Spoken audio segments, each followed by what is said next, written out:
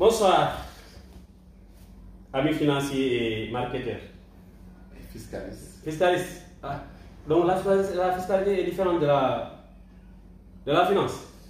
Ah, mais en fait, mais un bon financier aussi doit maîtriser la fiscalité. Un bon financier doit maîtriser la fiscalité. Un bon financier doit maîtriser la fiscalité. Comme un bon marketeur doit maîtriser la fiscalité. Oui. Ah non, il y a la fiscalité applicable aux opérations commerciales. La fiscalité sur les applications commerciales. Les opérations commerciales. D'accord. Bonsoir, chers internautes, je suis avec l'expert en fiscalité chez Merwad. Et nous commençons notre émission dans 2 minutes. En attendant, Chimère, on va écouter la musique. On va écouter quelle musique? Moi, je suis un grand fan du Super Diamono. Du Super Diamono? Oui. Super Diamono. Oui.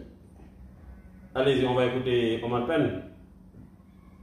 Est-ce qu'il a parlé là? Est-ce qu'il a chanté la fiscalité? Hein? Omar Pène, est-ce qu'il a chanté la fiscalité? Mais il a tout chanté. Il a tout chanté. Omar Pène, fiscalité. Allez, dis-le. Allez, pour faire plaisir aux étudiants de NSUP, on va écouter Omar Pène étudiant. Adieu, en attendant. Je vous prie de partager cette belle vidéo. À tous les étudiants de NSUP, hein? Oui. À tous les étudiants de NSUP.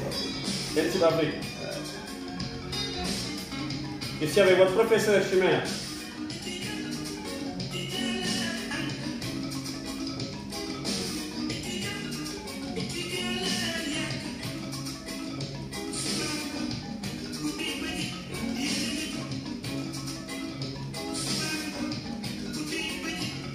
À tous les fans de Super Diamono.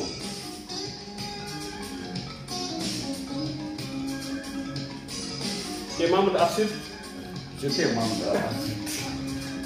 J'étais membre d'Afsud. Tu étais membre d'Afsud, notre professeur.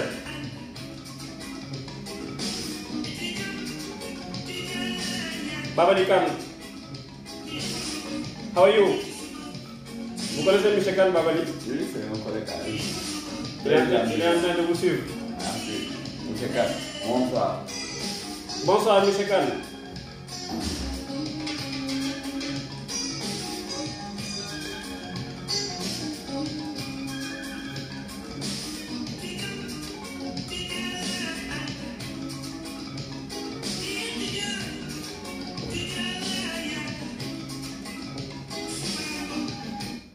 Bonsoir, chers amis de Marketing TV Monde, de la fiscalité et du marketing. Bonsoir, Babali Khan. Bonsoir, Befa Sissé. Bonsoir, Maria Massankare. Bonsoir, Ange Bodjan Goudjabi. Bonsoir, M. Chimerwa. Bonsoir, Alors, vous allez bien? Ça va et vous? Ravi de vous recevoir sur Marketing TV Monde. Merci. Je vais vous laisser vous présenter à votre public qui vous attend avec impatience. Bonsoir à tout le monde. Bonsoir et je vous remercie d'abord de l'invitation. Et je m'appelle Chimerwa. On est collègue professeur. Je suis gendarme à NSUP Afrique. Très bien. Et parallèlement aussi, j'ai un cabinet de conseil qui s'appelle DW Consulting. DW Consulting. DW Consulting. Maintenant, bref, on évolue dans le domaine de tout ce qui est conseil juridique, fiscal, assistance, comptable et fiscal. M. Chimère enseigne quelle discipline dans les écoles de formation? La fiscalité, la comptabilité, l'audit, le contrôle de gestion. D'accord.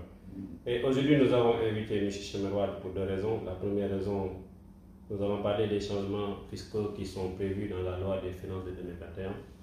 La deuxième raison, il va nous présenter son ouvrage, qui est la contribution, la brique. Pratique fiscale sénégalaise. Pratique fiscale sénégalaise. Contribution d'un comptable. Contribution d'un comptable. Oui. C'est les éditions de NSUP ou bien c'est des éditions de... Non, mais nous, vous savez que NSUP c'est dans notre sang maintenant. On est élément de Nous en parlerons dans la deuxième partie de l'ouvrage. En tout cas, c'est un très bel ouvrage qu'on va présenter dans la deuxième partie de cette discipline, de cette émission, excusez-moi. Donc, monsieur, vous avez la possibilité d'intervenir, de poser des questions sur le 4 ou bien d'appeler directement sur le 562 14 46 et vous entretenir avec M. Chimère sur une discipline peut-être que vous maîtrisez mieux que moi que je suis marketeur. M. Chimère, il y a eu beaucoup de modifications dans la loi des finances. Chaque année, apparemment, il y a des modifications. Mais pourquoi ces modifications d'abord? Avant de parler des modifications, c'est quoi d'abord l'objet de la loi des finances? En fait, elle fait de quoi? En fait, au dernier trimestre de l'année, ça c'est une disposition de la Constitution. Au dernier trimestre de l'année, les députés sont à l'Assemblée nationale pour voter la loi des finances, par exemple les recettes publiques et les dépenses publiques que l'État doit effectuer durant l'année 2021. Mais dans cette loi des finances, les contributions fiscales sont énormes. C'est presque 52% du budget en termes de recettes. C'est pourquoi il y a un très bon théoricien français qui s'appelle Maurice Kossian. Il dit qu'il n'y a pas d'économie sans impôts. Mais en fait, il faut comprendre aussi que le Sénégal n'est rien aussi sans sa politique fiscale. C'est pourquoi c'est un levier économique, mais aussi un levier social, mais un levier aussi politique. Quand tu parles du levier politique, ça peut surprendre. Comment la fiscalité peut avoir un levier politique. Si on regarde nous depuis l'ajustement structurel jusqu'à nos jours, tous les présidents qui se sont succédés au Sénégal ont eu à changer la fiscalité. Prenons un impôt comme l'impôt sur les sociétés. Sous Abdou Diouf, on était à 33%. À l'époque, il avait évoqué qu'on était dans une période d'ajustement structurel, le Sénégal était dans des crises profondes. Quand le président Wade est venu par la loi 2004-12 du 6 février 2004, on a revu à la baisse le taux d'impôt sur les sociétés à 25%. Vous êtes passé de 33% à 25%. À 25%. Et ce qu'il avait évoqué à l'époque, c'était de dire que le taux d'IS était élevé au Sénégal et ça n'attirait pas les investisseurs, donc je vais alléger le taux pour permettre les investisseurs de venir au Sénégal. Quand le président Macky Sall est venu à travers la loi 2012 du 31 décembre 2012, il a augmenté encore le taux d'impôt sur les sociétés de 25 à 30%. Aussi avec ses justificatifs, ses motifs, en disant qu'on était dans une période un peu difficile, une période après l'élection, et il y avait des crises, etc. Donc on a revu à la hausse le taux d'impôt sur les sociétés. Donc pour vous dire qu'en fait, la fiscalité évolue aussi en fonction de la vision politique du gouvernement en place. C'est pourquoi s'il y a une situation économique nouvelle, on revoit en fait la fiscalité, c'est ce qui explique chaque année. Quand il y a la loi des finances, généralement, on touche à la partie fiscale. Donc à chaque fois que c'est difficile, apparemment, on augmente le taux des impôts. Pas toujours que c'est difficile, on augmente les taux. C'est en fonction d'une situation en place. Mais généralement, les révisions vont dans le sens d'augmenter les recettes fiscales. Aujourd'hui, notre dispositif fiscal, tel qu'il est conçu, on est dans une logique de code général des impôts de recettes. Ce qui intéresse l'État, c'est de garantir le maximum de rentrée fiscale. Ça aussi, c'est quelque chose à comprendre. Bref, si on regarde tous les impôts qu'on crée chaque année, ce qui intéresse l'État, c'est ça. Est-ce qu'avec la période où nous vivons, Covid, post-Covid, période Covid, qu'est-ce qu'il faut faire? Est-ce qu'on doit augmenter les taux ou bien on doit réduire les taux? Qu'est-ce qu'on doit faire? Est-ce que c'est prévu dans la loi des finances dont nous avons parlé tout à l'heure? En fait, c'est prévu depuis la période de la Covid. Il y a eu des allègements fiscaux pour certaines entreprises qui étaient impactées. Aujourd'hui, si on prend par exemple les entreprises, les établissements d'hébergement touristique, les entreprises qui sont dans le secteur de la presse, ils sont exonérés d'impôts sur les salaires, du reversement d'impôts sur les salaires sur la période allant d'octobre 2021 d'octobre 2020 jusqu'au 31/12/2021. Donc ça, c'est des éléments. Mais jusqu'à présent, en fait, il y a des efforts que l'administration fiscale à travers l'État, que l'État effectue à travers l'administration fiscale, mais je pense que, je précise encore qu'on est dans une logique de code général des impôts de recettes. Ce qui intéresse l'État, c'est de garantir le maximum de recettes fiscales. Et ce qui pousse certainement nos États à changer chaque année. Oui. Chaque année, on change, on institue de nouvelles taxes. L'année dernière, on a institué une taxe sur le ciment. Mais les gens en parlent trop. Cette année, on a institué par exemple une nouvelle taxe. Peut-être on va en parler tout à l'heure. C'est ça, c'est ce qui intéresse l'État encore une fois, c'est d'augmenter les recettes fiscales. Parce que aussi, il faut revenir que la fiscalité est un levier économique pour l'État. Parce que ça permet à l'État de faire face à ses missions d'utilité générale, les routes qu'on construit, les hôpitaux, les salaires des fonctionnaires, etc. C'est pourquoi aussi, je pense que la communication qu'on doit mener, c'est plus pour expliquer les Sénégalais d'aller vers le civisme fiscal. Et je pense qu'aujourd'hui, la problématique, c'est ça, c'est le civisme fiscal. Donc, je crois que j'ai déjà un élément de réponse sur ma première question. Donc, pourquoi les modifications chaque année annuelles du Code général des impôts et domaines? La première raison, peut-être, c'est dû à une augmentation. Une augmentation de l'assiette fiscale. Quand, par exemple, pour revenir en 2004, le président Abdoulaye Wade, il a mis un impôt qu'on appelle la CGI, la contribution globale unique. L'esprit, c'était d'alléger le régime fiscal des petites entreprises. Au lieu de dire à ces entreprises-là, payer chaque année, chaque mois, chaque trimestre ou chaque semestre, on leur dit, vous payez une seule fois sur l'année, vous vous acquittez une seule fois de vos obligations fiscales et on vous laisse en paix durant le restant de l'année. Bref, ça c'était dans le but d'augmenter l'assiette fiscale, mais bref, jusqu'à présent, il y a ses limites parce que on n'est pas encore dans l'ère où les Sénégalais seront très favorables au civisme fiscal. Ça aussi, c'est un enjeu majeur. Monsieur Chimel Wade est sur Marketing TV Monde et nous parlons des modifications sur la loi fiscale de 2021. Monsieur Wade, est-ce que vous pouvez nous parler un peu de la problématique de la déductibilité de la TVA pour les prestataires étrangers? Ok, ça d'abord, pour l'étaler, le phénomène c'est quoi? Quand vous êtes entreprise sénégalaise, vous bénéficiez d'une prestation d'une personne physique ou morale installée à l'étranger. Cette personne physique ou morale ne facture pas la TVA parce qu'elle n'est pas installée au Sénégal, a priori. Mais sur le plan territorial, quand nous regardons l'article 352 du Code, on nous dit carrément, lorsque le bénéficiaire de la prestation est installé au Sénégal, on considère que la prestation est députée faite au Sénégal. Maintenant, comme que le prestataire étranger qui se trouve en France, en Chine ou dans un autre pays du monde ne vous facture pas la TVA, l'administration fiscale sénégalaise vous dit, vous, c'est cette opération-là, vous calculez la TVA parce que c'est vous qui devez supporter. Parce que si c'était un prestataire local, comme vous faites par exemple une prestation pour le compte de mon entreprise, vous allez me facturer la TVA.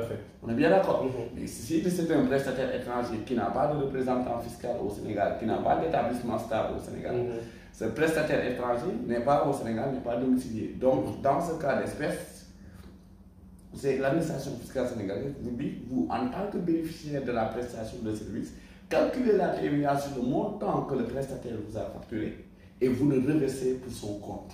C'est pourquoi on l'appelle TVA pour compte.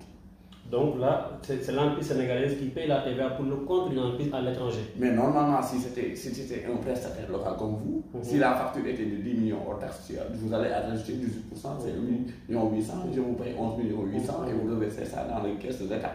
C'est ça l'esprit. Mais maintenant, comme que c'est un prestataire étranger, il va facturer peut-être 10 millions, disons 10 millions. Vous, c'est à vous maintenant de calculer sur les 10 millions, les 1 800 000 que vous devez supporter et vous le reversez à l'administration fiscale sénégalaise. C'est ça l'esprit. Mais le problème c'est quoi? En fait, il y a des pays où le taux de la TVA est moins bas qu'au Sénégal. Si nous prenons par exemple la France, il y a la TVA normale 19,18 et la TVA réduite 5,5. Si c'est un produit sur lequel on doit payer normalement en France 5,5, qu'en est-il au Sénégal? Est-ce qu'on va payer les 5,5 ou les 18%? Non, en fait, il faut dire l'esprit, on réfléchit sur la base du code sénégalais. Et sur le code sénégalais, il y a un taux réduit de 10%, mais ce taux réduit de 10% s'applique aux entreprises qui sont dans le secteur de l'hôtellerie et du tourisme. Dans les hôtels et dans les établissements touristiques, on applique un taux de TVA de 10%. Mais ici, on applique le taux normal. C'est un prestataire français ou un prestataire chinois qui n'a pas d'établissement stable au Sénégal. Ce prestataire, a priori, ne facture pas la TVA. Mais nous, en recevant sa facture, on doit calculer la TVA et le verser pour le compte du prestataire étranger. Parce qu'on considère que si c'était un prestataire local, ce prestataire local doit facturer un montant hors taxe plus la TVA, vous reversez le TTC. Là-bas, vous ne reversez que le hors taxe, on considère. Et il y a même la problématique là-bas de la retenue BNC, mais ce n'est pas le débat. Vous pouvez en parler? Oui, je vais décrire tout à l'heure. Maintenant, si ce prestataire étranger nous facture, il ne met pas la TVA sur sa facture, mais nous calculons la TVA et nous le versons pour son compte. C'est pourquoi on l'appelle TVA pour compte. On est bien d'accord. Mais aujourd'hui, ce point-là n'est pas nouveau. Hein. Ce qui est nouveau, parce que la TVA, l'esprit, quand tu supportes, tu déduis. A priori, si tu respectes toutes les conditions prévues par la loi. Mais maintenant, la loi des finances de 2021 a apporté une modification pour ça. Les gens n'en parlent pas. Mais c'est une disposition que le Code a adoptée dans le but de booster les Sénégalais, de travailler plus avec des prestataires locaux qu'avec des prestataires étrangers. Parce qu'on te dit, lorsque maintenant c'est une TVA pour un prestataire étranger, il y a des conditions. D'abord, il y avait le reversement des BNC, ça c'est pas un problème. Mais on te dit que pour que tu puisses maintenant déduire la TVA, il faut que cette opération concerne une transmission de savoir-faire. Une transmission de savoir-faire. Savoir-faire. Ce n'est pas toutes les opérations maintenant qu'un prestataire local, étranger te facture que tu pourras déduire la TVA pour compte. Pour pouvoir déduire la TVA pour compte, il faut que la prestation puisse être assimilée à une transmission de savoir-faire.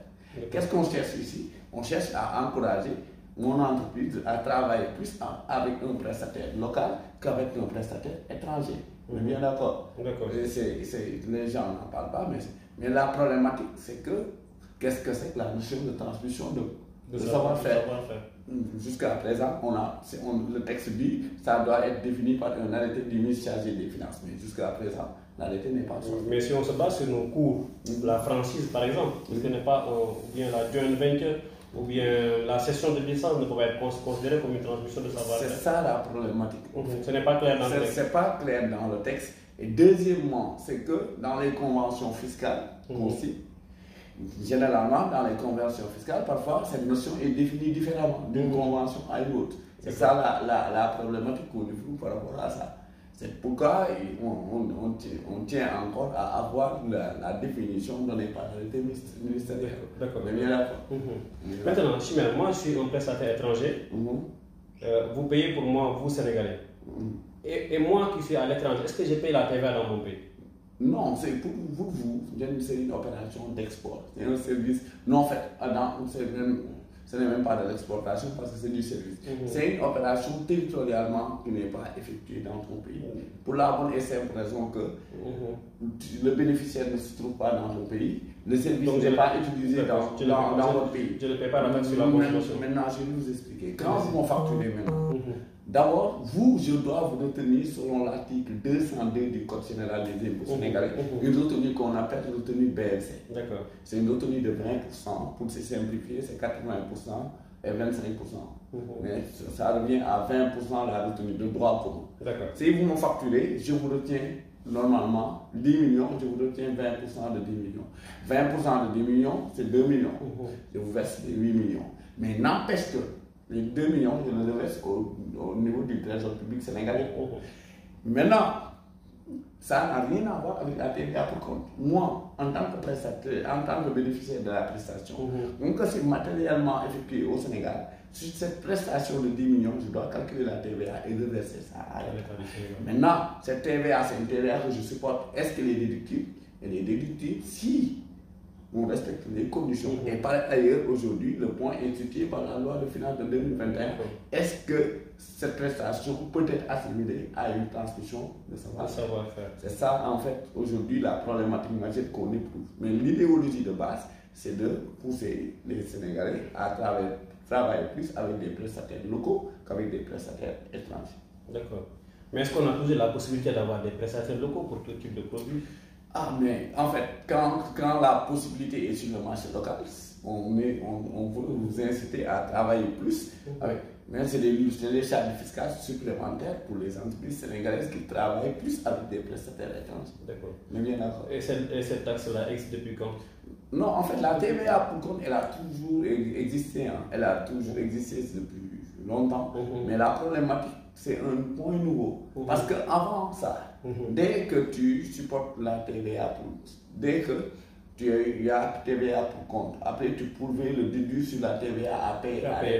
Si tu reverses en amont les BNC. Mais maintenant, le fait de reverser les BNC ne suffit plus. Il faut que la prestation soit assimilée aujourd'hui à une transmission de savoir-faire. Parlez-nous de BNC, Oui, en fait, la retenue BNC, elle est instituée pour les prestataires étrangers.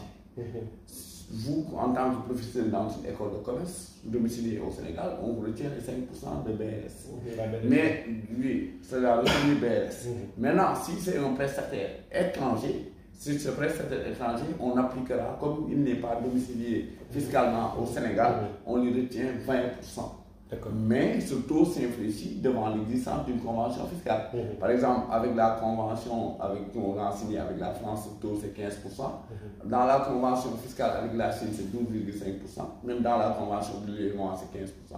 Il y a même des pays comme l'île Maurice où la retenue BNC est nulle. En île Maurice, dans la convention fiscale, une convention très dangereuse pour le Sénégal. C'est 0% la retenue BNC. Parce que l'île Maurice, c'est un paradis fiscal. On ne signe pas une convention fiscale avec un paradis fiscal. Parlons du prolongement du précompte TVA.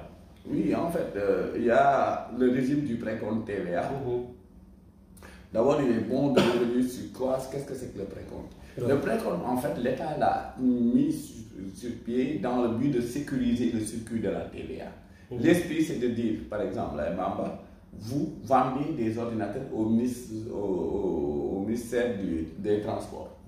Vous le facturez 20 millions hors taxes, TVA 3 600 000. Montant TTC, donc c'est 23 600 000. L'État dit, cette TVA, elle appartient à qui? Elle m'appartient. Au lieu que je te paye la TVA là, moi je te paye le montant hors taxes. Et les 3 500 000, je précompte ça et je le verse au niveau du Trésor public sénégalais. Et ça a été une problématique, et c'est toujours une problématique pour les entreprises, parce qu'il y a des problèmes de trésorerie et le patronat s'est beaucoup battu pour la suppression du précompte. Quand on a réformé en 2012, on avait dit que le précompte, on va le supprimer complètement en 2017. Suppression progressive en 2015, 2017, une suppression définitive. Malheureusement, on l'a prononcé, on a dit 2021. En 2021, on dit encore 2025.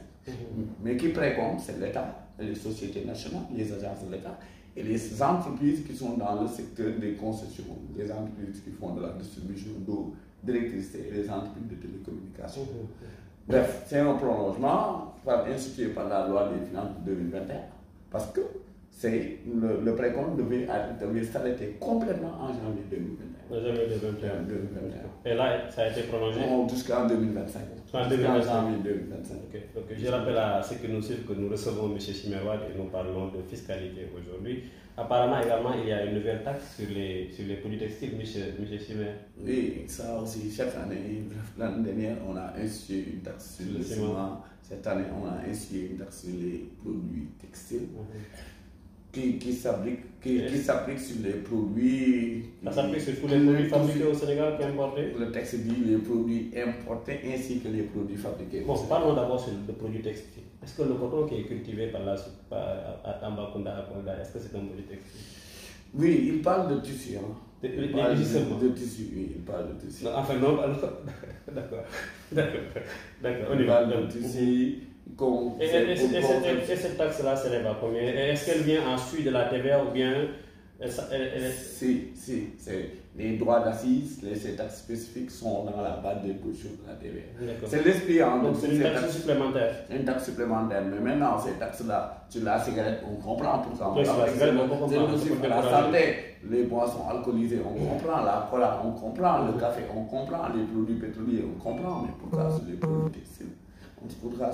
Est-ce que ça s'applique seulement sur les produits textiles importés ou bien ça s'applique également sur les produits textiles fabriqués au Sénégal s'il y a bien sûr des produits textiles fabriqués au Sénégal? Les deux.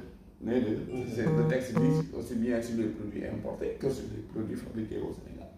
Pour le tabac, on peut comprendre qu'on veut décourager les gens à consommer le tabac, mais pour les produits textiles, c'est quoi l'objectif? C'est ça en fait la problématique majeure. Mais sur le ciment, sur les sachets plastiques, on comprend.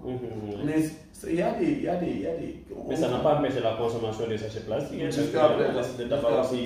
Plus on augmente, plus les gens consomment apparemment. Même, je ne l'ai pas souligné, la taxe spécifique sur le tabac a évolué de 50 à 65%.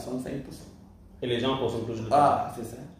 Ça. Et quel est l'objet de cette taxe-là sur le produit textile? En fait, on l'institue, comme vous l'avez, on l'a institué, et ça s'applique sur les tissus servant pour la fabrication d'habits, etc. Mais c'est une taxe, moi, jusqu'à présent, que je n'arrive pas à comprendre en tant que praticien. Et ce n'est pas justifié, en fait. Ce n'est pas justifié sur la cigarette, c'est justifié sur les boissons alcoolisées, c'est justifié, mais on ne peut pas justifier en fait l'institution de cette... Est-ce qu'on ne peut pas dire qu'avec toutes ces révisions-là, l'État cherche toujours des moyens de se remplir les caisses? Ah, c'est ça, c'est ce que j'avais dit à l'entame de mes propos. On est dans une logique de code général des impôts de recettes. Ce qui intéresse l'État, c'est d'engager le maximum de recettes fiscales. C'est ce qui intéresse l'État.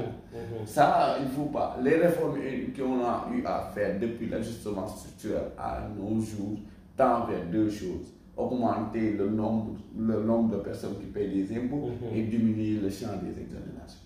Et augmenter le taux de la taxe également, le taux de la taxe. Le taux des impôts et taxes applicables au Sénégal. Est-ce que tout le monde paye la taxe au Sénégal, paye les impôts au Sénégal? C'est un problème de civisme, comme je disais, le civisme fiscal. Parce qu'à chaque fois qu'on change, parfois on diminue. Un exemple simple, en 2012, le taux, par exemple, avant la réforme de 2012, le taux des mutations sur les biens immeubles était de 15%. On l'a ramené à 10%. Et la loi des finances du 11 mars 2015 l'a ramené jusqu'à 5%. N'empêche. L'imputation des immeubles. Des immeubles. Mais n'empêche, aujourd'hui, il y a toujours les conventions simulées. Aujourd'hui, vous vendez votre terrain. Bref, le terrain coûte 50 millions.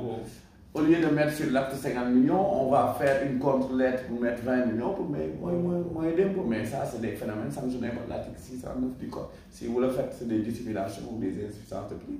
L'administration fiscale, par la procédure contradictoire, pour évaluer l'acte à sa véritable valeur. Et les sanctions vont tomber. Vont tomber, c'est clair. Donc tout le monde ne paye pas l'impôt, mais tout le monde doit payer l'impôt. C'est ça. C'est le civisme fiscal. Il y a un impôt connu très bien des Sénégalais, c'est la patente qui est devenue la selle.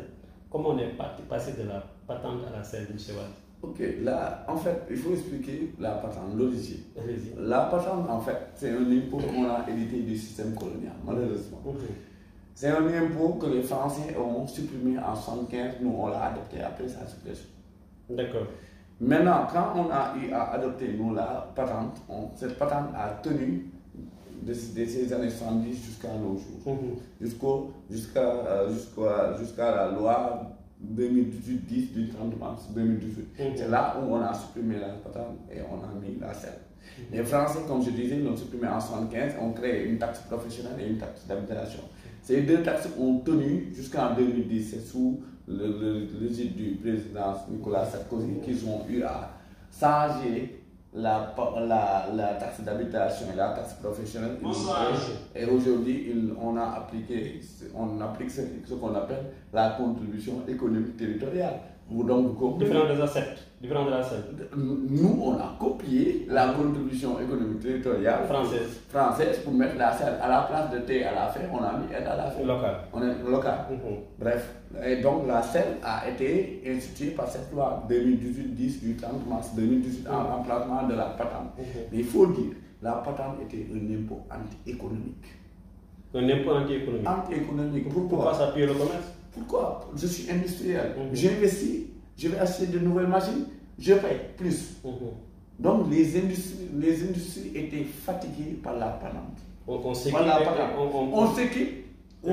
on paye plus. On est bien d'accord. Donc c'était un impôt qui était colonial et anti-économique parce que ça n'encourageait pas l'investissement. Vous comprenez? Donc, c'est pourquoi, c'est ce qui a même expliqué la suppression de cette patente-là et son remplacement par la selle. Ce qu'il faut comprendre sur la selle, il y a deux contributions. Il y a une contribution indexée sur la valeur locative, on l'appelle selle verte, et il y a une contribution indexée sur la valeur ajoutée qu'on appelle selle verte. Maintenant, la selle, on l'a adoptée en 2018 dans la précipitation. Dans la précipitation. On n'a pas bien réfléchi. Parce que, non, c'est mieux que la patente. Mais aujourd'hui, la selle, on l'a réformée dans la loi des finances de 2021. Encore? On l'a réformée. Créé en 2018, réformé en 2021. 2021, même en 2020, on l'a touché. D'accord. Donc, on l'a touché en 2021 au profil de qui? Au profil de l'État ou au profil du... Non, parce que quand ils ont adopté pour la CLVL, ils se sont rendus compte quand même qu'il y a des entreprises qui souffrent de la CLVL. La CLVL, pour en parler, il y a la CL propriétaire, la CL locataire et la CL professionnelle. Vous êtes propriétaire d'un immeuble, on évalue votre valeur locative, c'est-à-dire la valeur, parce que ici, en France, le texte est clair. On nous dit que la CLVL touche toutes les immobilisations de nature immobilière installées sur le sol France. Donc là-bas, c'est clair. Oui. Mais ici, on sait maintenant, c'est sur les immobilisations vraiment de nature immobilière. Mais prenez par exemple le cas des établissements hôteliers.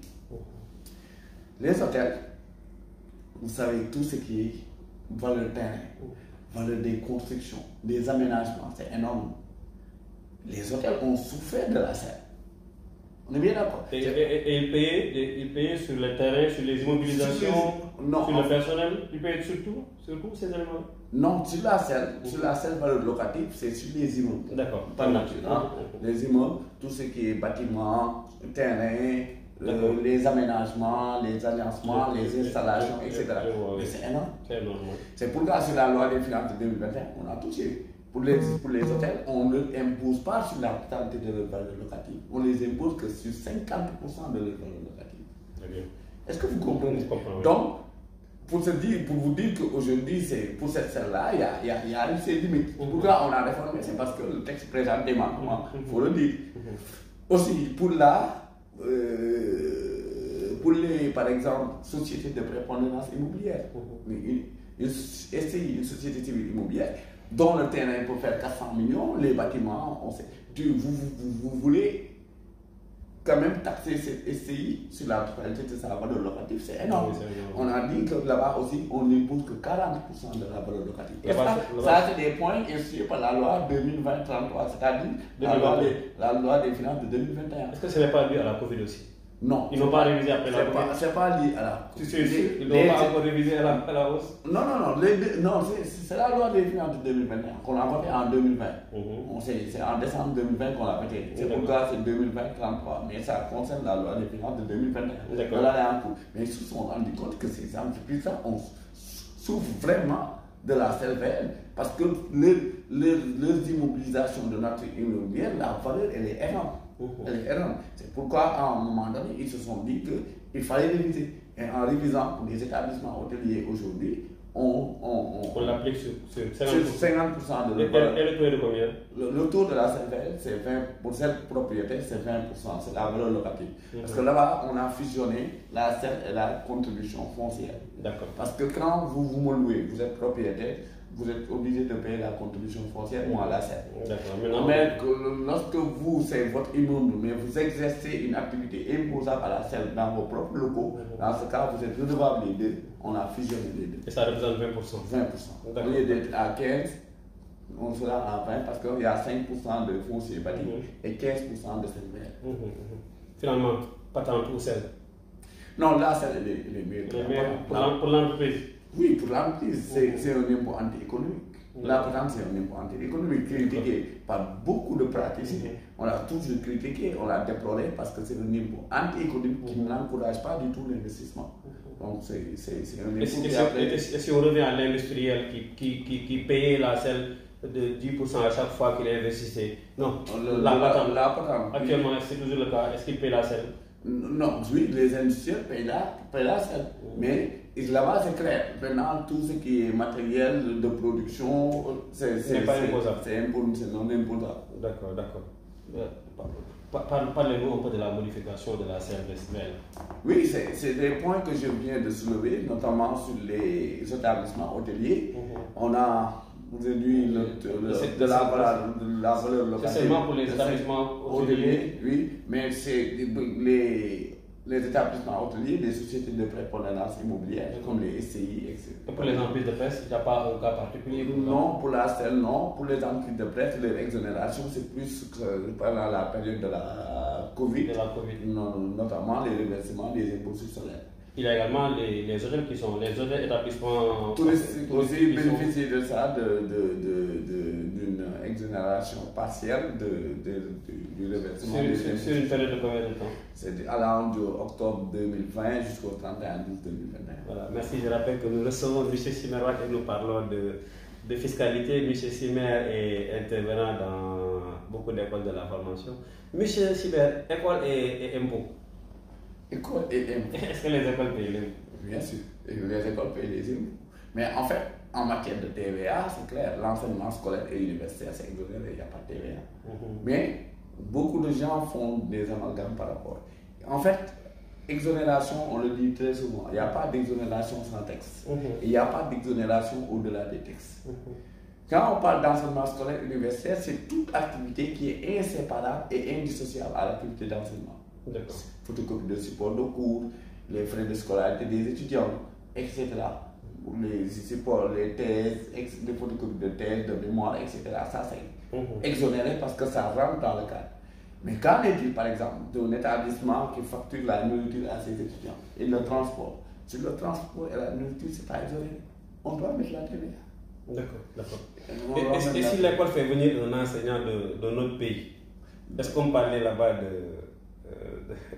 de la TVA, de l'impôt sur les prestations étrangères? Oui, bien sûr, c'est des prestations de service. On a pris les mais là, mais tout à l'heure, vous avez parlé de transmission de savoir aussi. Non, mais ça c'est une transmission de savoir clair. Parce qu'il est venu pour donner un coup. Mais ça, c'est par rapport à la TVA. D'abord, il n'y a même pas de TVA pour cette opération, parce que ça rentre dans le cadre de l'enseignement scolaire et universitaire. Mais par rapport, en fait, aux revenus que le prestataire perçoit, on doit retenir des BNC. Des BNC, pas de BRS.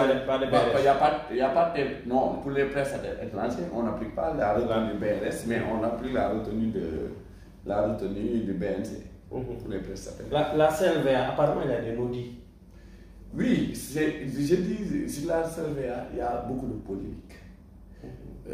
Là, vraiment, il y a beaucoup de polémiques. Quand vous regardez, par exemple, parce que pour la CLVA, il y a des modalités de détermination fixées par l'article 336 du CGI, du Code général des impôts. Et il y a trois CLVA. Il y a une CLVA pour les banques, la manière de déterminer la valeur ajoutée pour les banques. Il y a une manière de déterminer la valeur ajoutée pour les assurances. Mais il y a une manière de déterminer la valeur ajoutée pour les autres entreprises qui ne sont pas des banques ni des assurances. D'accord. Mais sur ce point, on dit qu'il y a une valeur ajoutée fiscale. Produits éligibles moins charges déductibles. Mais parmi les charges, c'est là où il y a un point noir.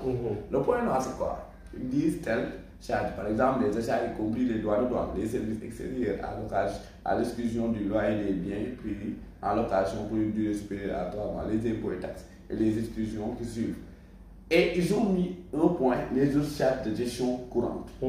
Quand ils ont dit autres charges de gestion courante, ça laisse équivoque. Oui, c'est un mot valise. On peut l'utiliser. Aujourd'hui, vous allez sur les... Pour vous expliquer, je vais prendre par exemple le cas des banques.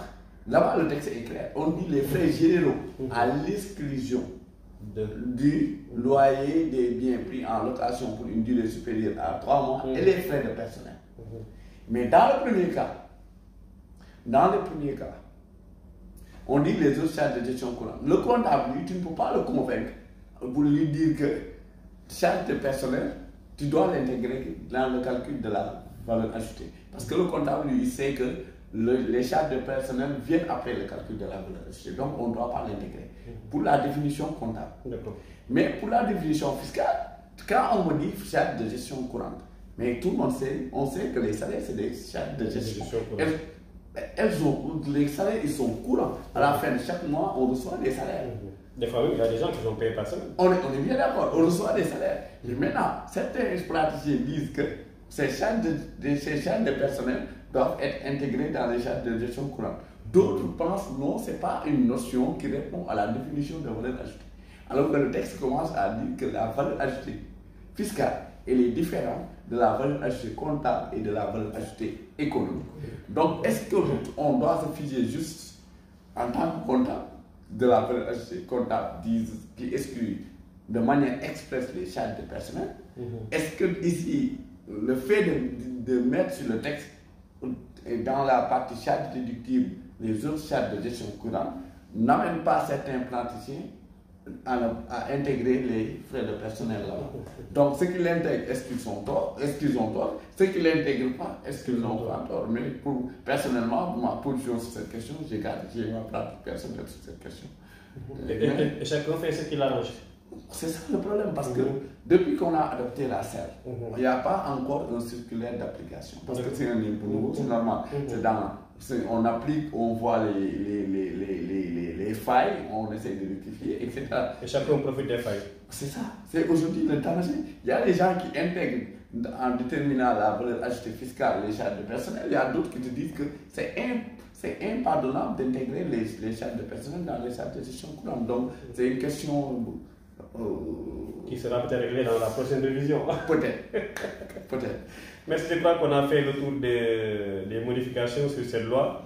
Est-ce qu'il y a d'autres aspects que tu voudrais apporter, M. Chad? Oui, mais en fait, je veux juste dire que peut-être sur la selle, toujours, que c'est un impôt nouveau et qui laisse quand même beaucoup de non-dits. Par exemple, sur la selle verte, on ne l'a pas évoqué.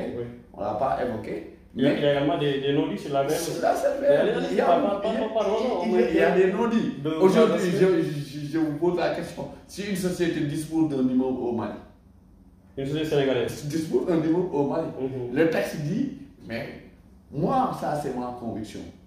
C'est ma conviction. La selle, c'est un impôt territorial et communal. C'est bien sûr. Si on regarde l'article 320, on a dit que la selle est instituée au profit des collectivités locales. Mais maintenant, on sait que la selle, par exemple, pour un niveau qui est à Dakar, se paye au profit d'une commune ou de la mairie de Dakar. On est bien d'accord? Par exemple, si l'immeuble se trouve à Thiès, c'est pour la mairie de Thiès, etc. Mais qu'en est-il maintenant d'un immeuble qui n'est pas hors du Sénégal? Moi, je ne déclare pas. Pour moi, ça c'est mon avis personnel. La selle étant un impôt territorial et communal, donc un immeuble qui est situé hors du territoire sénégalais, en principe, n'est pas imposable à la selle au Sénégal. Mais c'est imposable au Mali? Peut-être au Mali. D'accord. Mais ici au Sénégal, parce que nous, ce qui nous intéresse, c'est ici. Mais ça, c'est pour moi, le principe, c'est que aujourd'hui, c'est des problématiques que le texte n'a pas réglées. Et dans la pratique, nous faisons les déclarations, on se rend compte de ces situations, on l'expose à l'administration fiscale, mais bref, on a écrit pour attendre une réponse, une position de l'administration fiscale sur cette question, mais on n'a pas encore eu de retour. Et si on a un retour, ce sera très peut-être favorable à notre position actuelle, qui est de ne pas intégrer les immeubles situés hors du Sénégal dans la base de détermination de la selle au Sénégal. Des questions que vous avez certainement posées dans votre livre. Oui, bien sûr, c'est des problématiques que j'ai exposées dans Voilà, c'est le moment maintenant de parler de cet ouvrage que notre collègue a publié. C'est publié en quel mois, depuis quel mois? Non, on l'avait publié en 2018, mais avec des révisions, on était obligé de l'adapter aujourd'hui à la situation actuelle. Donc c'est une mise à jour? C'est une mise à jour de mai 2021. De mai 2021. On l'a publié en octobre 2018, mais c'est une mise à jour de mai 2021. Donc ça, il faut forcément l'avoir pour être au courant des modifications apportées sur la fiscalité locale. Donc je vous laisse présenter l'ouvrage. Et ça, en fait, c'est également, moi je parlerai de l'aspect marketing de l'ouvrage après. Ok. En fait, c'est un ouvrage de 441 pages et qui pense en revue les 723 articles du Code général des impôts avec d'autres dispositions comme le Code des investissements, le Code minier. On a essayé à travers cet ouvrage de cibler 3 niveaux. Le niveau universitaire, le niveau intermédiaire, quelqu'un qui commence à pratiquer, et vraiment le niveau approfondi. Parce qu'en fait, on est con, la fiscalité est loin d'être une matière abstraite, c'est une matière concrète. Parce que pour payer un impôt, il faut d'abord le calculer, d'accord? Donc c'est en 4 parties. La première partie traite des impôts directs et des taxes assimilées. La deuxième partie des impôts indirects et des taxes assimilées. La troisième partie, c'est les droits d'enregistrement et les droits de timbre. Et enfin, la quatrième partie, on a parlé du régime du contrôle, du contentieux et des sanctions fiscales.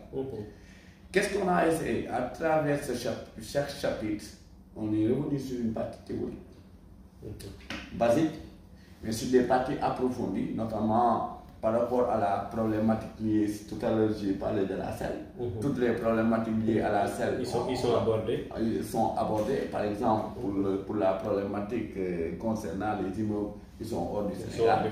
Par exemple, sur les charges, par exemple, pour l'intégration des charges personnelles, on a donné une position sur ça. Et par exemple, à chaque fois, on est revenu sur des parties théoriques. Après, on a donné des applications pratiques corrigées, ça, c'est et des cas non corrigés pour nos étudiants. On a passé aux étudiants. Maintenant, à travers chaque chapitre-là, on a dit bonne pratique. Qu'est-ce qu'il faut faire? Par exemple, parlons des salaires. Un peu par rapport à cet ouvrage, on a dit pour les salaires, comment optimiser.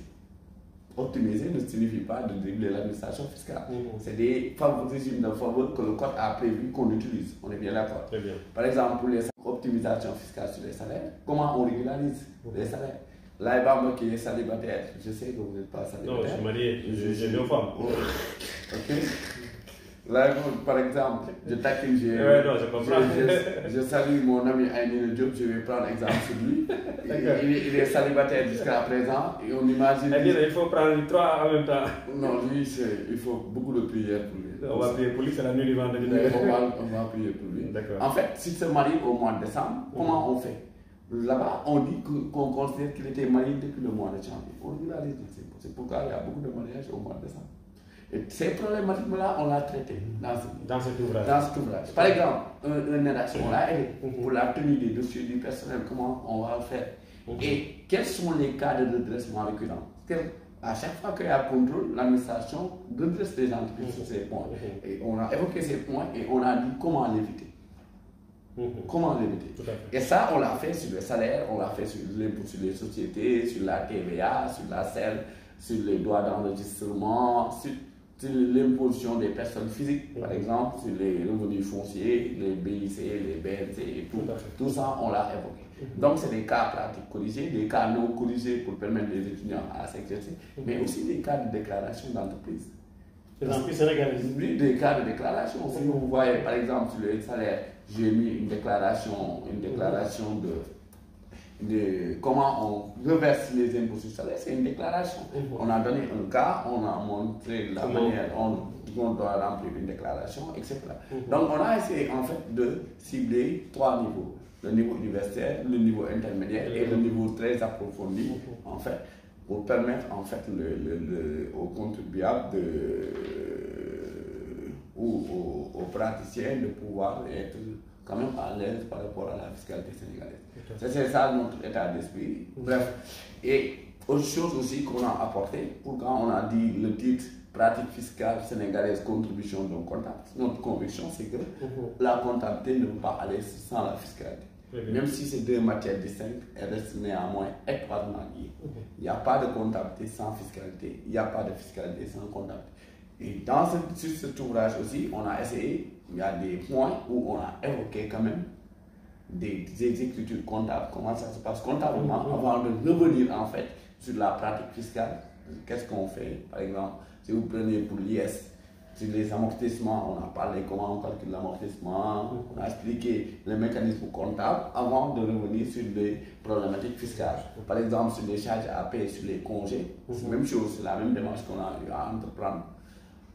C'était ça en fait notre objectif à travers cet ouvrage. Très bien, en tout cas c'est pratique et c'est carrément sénégalais. On vit l'emprise sénégalaise, on vit la fiscalité au Sénégal. Je vous le conseille vivement. Monsieur Wadou, est-ce que le produit est distribué à combien? C'est à 15 000 et vous savez que moi je suis le produit dessus. D'accord. La distribution, c'est fait exclusivement à MSUP. Et en élaborant cet ouvrage, ce qui était extraordinaire, je l'ai développé avec beaucoup d'étudiants dessus. Je ne vais pas dire le nom parce que c'est des étudiants qui, dans le cadre d'appréciation mutuelle, qui m'ont trouvé en train de développer l'ouvrage, professeur, qu'est-ce qu'on peut t'aider, etc. Et à chaque fois, même sur les cas corrigés que j'ai conçus, je donne le cas, je lui dis, allez corrige, je reviens, je les corrige, etc. Ils ont vraiment participé à l'élaboration. C'est le moment de les remercier. De les remercier quand même, M. Mbengue. Donc on vous laisse les remercier quand même. Oui, c'est important. D'abord, je commence par le directeur général d'INSUP qui a eu même à financer en fait la production de l'ouvrage. Je le remercie vivement. Et qui a préfacé également. Et qui a même préfacé le livre, vous l'avez bien vu. Et je remercie aussi la directrice des études, Mme Sarah, aussi, qui a eu vraiment à nous accompagner par rapport à ça. Je remercie tout le personnel d'INSUP Afrique ainsi que le corps professoral, M. Diallo, M. Khanteramé, M. Ndiaye, M. Aïdine Diop, et j'en passe. Je remercie aussi les étudiants qui m'ont permis qui ont contribué à l'élaboration de l'ouvrage. Je ne vais pas citer de nom parce que la liste elle est énorme et je ne veux pas oublier au nom. Mais j'ai une pensée forte pour vous et je vous remercie encore une fois de la participation dans l'élaboration de cet ouvrage. Nous vous remercions également d'avoir accepté notre invitation. Et vous aussi qui avez regardé l'émission, nous vous remercions. C'est le moment également de remercier tous ceux qui nous ont suivis. En commençant par notre ami collègue Khalifa Dramé qui nous a suivis, Lansana Sonko, Paul Bougnoul Sow, Mohamed Moustapha Badio, Awa Cheikh Diouf, Mohamed Moustapha Badio qui est en train de vous remercier respectivement. Toujours un immense plaisir de vous écouter. Les explications sont claires. Chamot Bambamba qui est également qui vous suit, qui est également comptable, praticien, mais dans le domaine de l'arachide.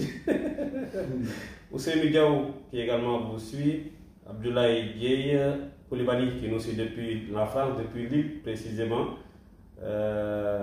Zara Diko, Sera K, Cissé, on ne peut pas citer tout le monde. En tout cas, nous vous remercions et vous donnons rendez-vous très bientôt, peut-être pour parler de l'ouvrage. Oui, Inch'Allah. Pourquoi pas? Inch'Allah, on va aller dans les détails. D'accord, on va vous laisser le dernier mot, Michel.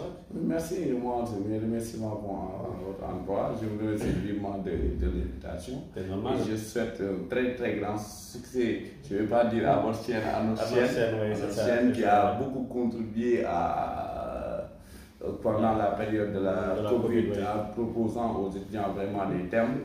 Je pense au doyen qui fait beaucoup de marketing des mardis, je le suis. Monsieur Khan, je le suis. Et dans mes remerciements, j'ai oublié M. Babali Khan de INSUP Afrique, professeur d'anglais. Thank you, M. Babali. Voilà. Merci à tous qui nous ont suivis et bonne continuation pour la chaîne Marketing TV Monde. Merci beaucoup. Voilà, il y a Khalifa également qui est là, qui est en train de vous faire un coucou. Donc, on vous donne rendez-vous le samedi prochain, peut-être pour un autre live sur le digital. Et M. Khan va revenir mardi prochain, Inch'Allah. On vous prépare également d'autres invités qui vont revenir peut-être sur la comptabilité et sur la logistique et pourquoi même sur le business English. Merci à vous et excellente soirée. Merci, monsieur. On va se quitter avec un appel étudiant, comme on avait démarré. On ne va pas danser quand même. Voilà, allez-y, bye pen. À tous les étudiants du Sénégal, pas seulement des MC, mais particulièrement ceux de Dieu. Merci à vous. Merci beaucoup. Merci.